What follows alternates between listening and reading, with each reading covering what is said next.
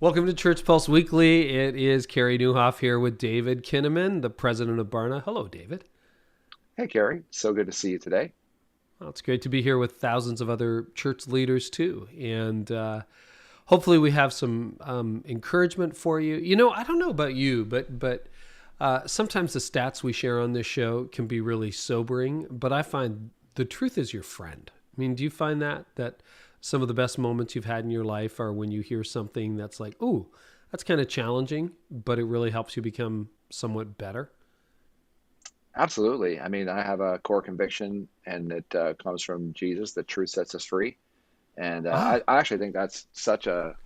I've been doing some just thinking about like the provocative, powerful ways that Jesus communicates. I'm not the first to do this, but just the idea that truth sets you free. Like what a powerful idea. And clearly hmm. other religious leaders throughout history have had, proverbial sayings and, Confucius say, and, Hmm. Buddhist monks say, and, like others have had their moments. But Jesus to say the truth sets you free and, and, to just recognize then, like in some of our business coaching, life coaching I've gotten, and then therapy and other things and moments. It's like when I as a leader or as a human being try to push against what is really true, it always ends badly, right? And when I embrace the truth that I'm need rest, or that I need that was my problem, not the other person's problem, or that it was that it was Well, someone then I'm else's wrong, problem, and I and need to apologize. Yeah, right. And sometimes we are in the right. And that's actually, I think, some and true. like there's times where we need more courage as leaders to say, not to over apologize for things that we feel very convicted about. And that's another place where the truth sets us free. When we feel strong convictions, we should lean Hmm. into them and also get great counsel and wisdom and seek the Holy Spirit. But truth sets us free in such a powerful way. And I think that's one of the things I was telling a group of people this morning in a presentation. I feel like God has put me on earth to help leaders navigate change and to embrace the truth of their reality. And that's a fun part of what Barna gets to do in the world. Hmm. Well, we have some stats leading into today's interview. Why don't you walk us through them? What are we finding? Yeah, I'd be happy to. The last few years we've done quite a bit of work on the Black church. Our company is just pleased to learn alongside Hmm. uh, Black leaders, people of color. We have so much more to do in that regard, and I want to sort of say we're working hard. We're eager to repent. There's ways for us as leaders to keep growing. This is what I want to talk about today. It really relates to some of the things we've been finding related to the Black church and racial reconciliation. And so we'll talk about this stat that 45% of church adults of all colors, 45% of church adults said they strongly agree that their church is involved in addressing injustices in society. They rated a 9 or a 10 on a scale of 1 to 10. Does So that mean they only about should half. be, or that they are involved? They say, yeah, my church is doing something about it, or they think their church should do something about it? That the survey question didn't distinguish between those two, but it basically says that Ah, they believe that they perceive their church to be involved, which tells us something oh, about yeah. the 45% who rated it a 9 or 10, and that their perception is that their church is involved. And then you've got a good chunk, almost half or more than half, who rated it at 8 or lower and are Hmm. believing that it's not a big priority. A second stat we could talk about is when we asked Sure. black churchgoers, what issues should the Black church get involved with? The top choices were caring for elderly and widows at 46%, local poverty at 46%, and youth training at 45%. So, very much a hands on feet orientation towards faith. Hmm. Elderly and widows, local poverty, and youth training were the top priorities among Black churchgoers. So, interesting stats, I believe, that helps us understand the social issues that were relevant. That came from a study called Trends in the Black Church. And then Okay. finally, this is another stat, and we can talk about the implications of all this. But when we look at in the Black church, there's a high degree of pastoral burnout among Black pastors. So in fall of 2020, 75% of Black church senior pastors said that they felt burnout sometimes or more frequently, and that was even higher than some of the other It's segments that pretty we staggering, interviewed. isn't it? It is. 75%, David. Wow. So, we know that the pandemic hit people of color, communities of color, in terms of just incidence rates of COVID, of Mm, complications from COVID.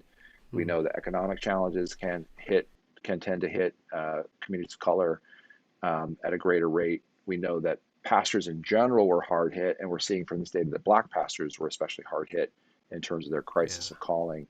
And so I think again, our hearts should be as wide open to seeing and understanding those pressure points, and that doesn't even count some of the the good reckoning that our society has had around race and racial reconciliation over the last couple of years, and which needs to continue to happen. So again, I think this data, our efforts here at Barna continue to come alongside the church in all its expressions and to help the Black church as best we can with these data. We've got this study called the Trends in the Black Church, which is I think a great place for you to turn if you're interested in more of these statistics. Yeah, and you can get that at Barna Access Plus. And the way to get that is to go to barna.com/access, use the code ChurchPulse, and you'll get 20% off an annual subscription. So we hope you'll be able to do that. There's an awful lot of data there on, all aspects of the church. And I'm so grateful for what you do, David. And thank you for sharing that with us. Let's dive into my conversation with Michael Phillips. So, Michael Phillips is the founder of Life Prep and currently serves as the Chief Engagement and Fulfillment Officer for the TD Jakes Foundation. His determination to drive social change with lasting transformational benefits to society has led Phillips to become an innovator and thought leader in social entrepreneurship and education. Michael, welcome. Hey, thank you so much for having me on. It's a pleasure to be here. Hey, it is really, really great to have you. And man, when I saw that stat that 75% of Black senior pastors said that they feel burnt out or sometimes more frequently, I should say that's Black church senior pastors, not just Black senior pastors. But I'd love your reaction to that. Like, is that a surprise to you? Or you're like, Carey, it's been that way for a long time. Like, what's going on? No, it's not a surprise at all to me. Oh, It certainly, unfortunately, happens all too often. And not to minimize what the problem is, but too much stress, not enough support, not hmm. enough rest will equal burnout. And that's Yeah. in any capacity, in any genre or any strata. If you don't get those things and you bear the burden of a community or the burden of a business, and you don't have the necessary tools to recoup and to be reinvigorated and to be fed both spiritually and mentally and emotionally, uh, then there's going to be burnout. But 75%, that just seems so high. I mean, you always expect a certain percentage of people to say, okay, I can't do this anymore. I'm exhausted. I can't keep up. Is there anything systemic about that in those burnout stats, or I'm just curious. I do feel as though there are some systemic issues with as it relates to pastoral burnout, particularly in the Yeah. Black church. And one of them is particularly around uh, the lack of the ability to really scale your vision. For me, I pastored 18 years in Baltimore City in an urban environment with very little resources, and I had to, on my own, in particular, either go on the road to raise money or do all of the legwork that was necessary to raise money. And before you can even get philanthropic arms or foundations to even begin to want to help you with your programs that are actually solving problems, you have to have a lengthy proof of concept. Because unfortunately, I'll probably get in trouble for this statement, but unfortunately, it seems as though that when you are a Black pastor pastoring in a environment like I did, you are guilty until proven innocent, meaning that there is a distrust with who you are and what you do and your capacity to do what you do. And therefore, you don't get the resources that are necessary to minister the way that your heart really wants to minister. Where does the distrust come from? Does that come from other pastors? Does it come from a denomination? Does that come from your own people? I think it comes from the world that you're trying to reach. And so I don't Hmm. know necessarily if it's going to come from other pastors. It could, I don't know. Certainly not your own people, because they're the ones benefiting and being blessed. Ah, But if you're serving people, particularly of low economic status, there's only so much that you can do from that footprint. You have to go outside of that footprint to get resources to come and help those so people. you have to go to donors and benefactors, That's and right. That's right. that's when you start to run into the systemic stuff. It's like, well, I don't know. Is that what you're saying? Exactly. Exactly. That's exactly what Okay. I'm saying. Huh. And so even when it comes to grant programs and or philanthropic programs or reaching out to donors, what is this for? Who are you helping? And if I can even go a little bit deeper, when Please. you do get help, it is not significant enough to do the things that are necessary. We had over 50 outreach programs in our church. We did a huge community event every year that brought together health and education and job opportunities and wellness opportunities to our community. We did it annually, and then we had to do it biannually because we couldn't afford to do it annually. This was a six-figure event that we raised the resources and funds for on our own to be able to serve our community. And we did it every year from our inception for 18 years, either annually or biannually. And we often did it on our own. And when someone would come along at the height, the last one we did, we had over 10,000 people from our community, surrounding Baltimore community, health fair, job fair, education fair. FedEx did about 1,000 job applications that day on the spot.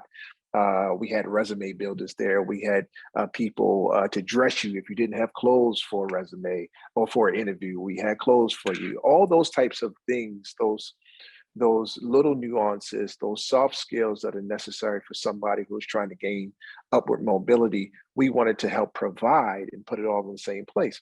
But even when an outside entity came to help us, the amount of resources they would give, though we were thankful, didn't even make a dent in that type of program. So Hmm. that is normal and that is often. And so if you're trying to serve your community and meet some of the challenges that are there, you have to be very mindful of the resources that are around you. And if you don't get that support or help, and it's not like for lack of trying, but if you don't get it, often it could cause your heart to be heavy. And Hmm. as any pastor knows, you carry the burden for your people and your community, and all you really want to do is serve. And so you might have the ideas, you might have the vision, but sometimes all of the provision is not provided. Is there a sense, and I'm asking, I don't know, Michael, that you mentioned if you're serving economically disadvantaged people, um, obviously it makes sense. A tithe is a tithe, right? If you've got six figures of income in the suburbs, your tithe is going to naturally be bigger than if you're living on social assistance in the inner city. Um, does that mean a lot of black churches are historically understaffed as well compared to white churches or more diverse churches? That's a great question. Yeah, I I'm don't know. I'm sure. just asking. Yeah, I don't know either, but I'm Hmm. sure if Bonner did some type of research on that, that the answer would probably be yes, and I would not be um, probably wrong if I said that the gaps in opportunity secularly mirrors the gaps in opportunity in the spiritual world. And so the same systemic issues that we fight in our institutions, whether in education, whether in banking, whether in housing, probably persists more than Hmm. likely uh, within Black churches or churches that are predominantly African American, serving low income households. And yeah, I would love to see some data on that, but probably my guess is right. Well, we will get back to listeners on that. See if we have any data on that. I work with Barna, but I'm not Barna, so I don't have that at my fingertips, Michael. But it's really helpful, and thank you for sharing that, because I think that's stuff that just you don't see unless you've been there and you've lived it. And thank you for bringing that to my attention and raising awareness. Let's talk about the role of church, your church. You have a real passion, and that we were talking before we started to hit record. That's kind of what you do with TD Jakes right now. You're just really trying to help people get back on their feet or find their feet. What do you see the role of the Black church as being with education in the broader community? Well, I think the role of any church, whether Black or white or diverse in your makeup, I think any church ought to be serving their community with relevance. Particularly, though, I think that it is or should be a clarion call to all of us to become aware of some of the systemic issues that are in our education system, uh, whether K through 12, whether higher ed. There is a moral imperative across our country that should bring us together with a mindset that we have to make some changes, and we have to make them fast, because some of our institutions are not serving our children, particularly Black and brown kids. And this is a real issue. It is, in my opinion, one of the most important civil rights issues of our time. I know this is a commitment I think you and your wife, Anita, share. But I think a lot of leaders are starting to look at, okay, the church needs to return to a central role in providing more than just a good weekend message and some music. I think we all would agree on that. But I have enough history to be dangerous, so correct me if your understanding is differently, but I did do some studying on this. But 100 to 120 years ago, there was a shift in North America from the church doing the hospitals, doing all the care for the poor, to the state. It was the rise of the social gospel in the late 19th, early 20th century. And then governments started to adopt that, right? And we created, some people call it a welfare state. Other people would just say, no. A lot of those social services that for thousands of years have been done by Christians suddenly are taken over by the government. So again, many people have pointed this out. You go into almost any major city, and I'm sure Baltimore and Dallas, where you now live, are no exception. And, churches have or hospitals have names like, St. Mark's or, right. Well, I'm just blanking right now, but they've got a basis in the church. The church started them. Now there's a bit of a move to reclaim some of that, to work directly with prisoners again, to work directly with healthcare, to provide for the whole person, not just, okay, we're going to give you a good sermon, sing some songs, have some potluck, everybody go home, and make sure you read your Bibles. What do you think is involved in the reclaiming of some ministries of that lost platform? And would you suggest that's something every church needs to take a look at? I think that the reason why we find ourselves as the church, which is hard to say because we know the church is not a monolithic group, right? Right. There's no number that you can dial and get the church, right? So there's all Fair, different types. fair. There's all different types and with all different visions and missions. But I think at the heart of what we do as churches should be to address some of the social ills that are right in our community, right where we are, and then look for ways to partner with other churches or organizations that might be serving some capacity in our general area, right? And I think the first thing I think we need to do as the church is figure out how to see. And what I mean by that is it's going to be very hard, very difficult for us as leaders to serve in any capacity where we're not learning how to see. And that means that there is a bias, if you will, towards how we do things and that bias is not slanted toward the bottom. And so if we're going to have a bias, that bias should be geared towards the most vulnerable and the least of these. What good is a sermon if I'm hungry? What good is a great worship song if I need clothes? What good is that going to do somebody who is trying to find their way, who is not looking for a handout, but for whatever number of reasons have found themselves in the predicament of great need and are looking for an opportunity to right their life? And I am of the conviction that the church is one of the only institutions that's truly geared to deal and handle with some of those problems. You know, it's interesting. I had spent an afternoon with Rick Warren recently, and that's one of the things he argued. We were having lots of conversations on and off mic, and he was challenging governmental leaders to say, find a better distribution system than the local church. You've got 2 hospitals. He was dealing with a particular country in West Africa. I forget which one. And he said, there's 2 hospitals in the whole country. Like, good luck with that. And then regional health clinics, there's 18. He said, you've got, I don't know, it was 850, 1,800 churches in your country.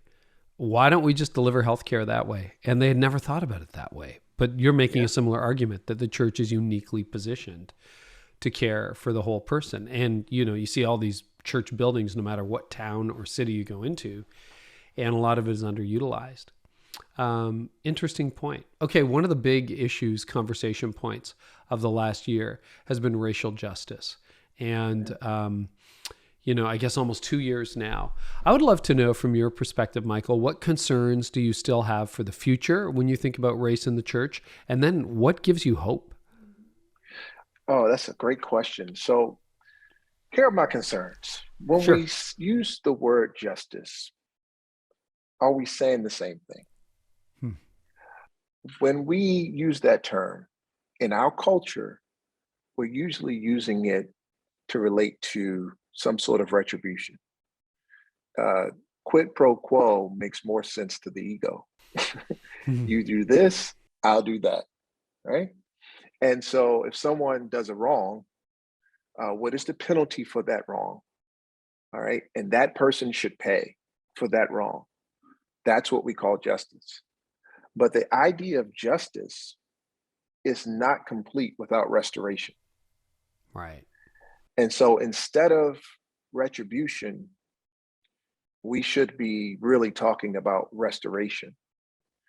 When we saw all the unrest and anger and resentment that burst out across our country over wrongful deaths of Black and brown people, you know, folk jumped sides and jumped ship. And then there became this great divide, particularly within the church, around a lot of those issues. Folk left churches because you talked too much about social justice, or you didn't talk enough about social justice. And it became a real issue. And I think the reason why it becomes a real issue is because we want retribution for something that has been wrong rather than full restoration. And that goes both ways. It goes both ways. And so that's a concern, that if we can identify that for justice to become justice, then it has to imply and involve full and complete total restoration. So our justice should be a restorative approach instead of one of retribution. But I do have hope because the conversation became so broad and so loud and so discussed that it caused all of us to become vulnerable enough to even have the conversation. I think that's a really good point. Yeah. I'm having different conversations than I did 2 years ago, to be honest with you, Absolutely. Michael. Like it's a very different dialogue at multiple levels of my life, not just on the mic, but off the mic. Yeah, and that's what's important. So we have to start talking to one another rather than hearing about one another through curated images and stories that are fed to us. If we can talk to one another, then we can understand our cultural differences and then also the unique things that bring us together. And what we will find is that we have more in common than we do differences. Hmm. But if we don't talk to one another and only hear about one another, then there will always be cultural misunderstandings in what some of the solutions are and or what is the real issue and problem. And so, for example, to bring up a pain point, okay, when people were shouting Black Lives Matter, no one was saying your life doesn't matter. It was just saying my life matters too. So, for example, if somebody has cancer or somebody has heart disease, when either one of those months comes up of awareness, nobody jumps up and says to the heart disease people, hey, what about cancer? We're That's a all good point. acknowledging, okay, we're all acknowledging that there's a disparity or there's an issue or there's a systemic problem or a chronic ailment. And this is just about awareness. And we want you to be aware. So empathy then becomes the Hmm. greatest tool of social justice. It's the greatest tool of social justice. And empathy doesn't need a lot of details. It just needs a mirror. If you can see yourself in somebody else's plight and pain and suffering, then all of your biases, all of your assumptions will come down to the point to see the individual, Wow. to see the individual, not the issue. So when Dr. King told us that when you see a rioter, that's the voice of the unheard, what he's saying to us is that person is in so much pain, Hmm. they don't care anymore. So it's easy to turn on TV and say, oh, look at those looters, look at those rioters. And you want retribution because that's wrong. And no one's condoning anybody going in and taking stuff. No one's condoning that. But I'm saying, look at the individual. Look at, there was a young lady that I talked to during the time of Freddie Gray uprising, well, protest. I don't want to call it uprising. A gentleman by name of Freddie Gray was, his life was taken while he was in custody of police officers in Baltimore. And it caused a great protest. And a group of pastors happened to be meeting during that time, meeting with some gang leaders to talk with them about job opportunities. And the protest breaks out, and then fires break out, and then there was just all out bedlam. And I remember a young person that I was talking to who was smashing a window. I witnessed him smashing this window, going in the store, trying to take stuff. And I grabbed him and I was like, man, don't do that. Won't you just put that back? We're going to work this out. We can get through it together. And I'm trying to just talk some sense into him.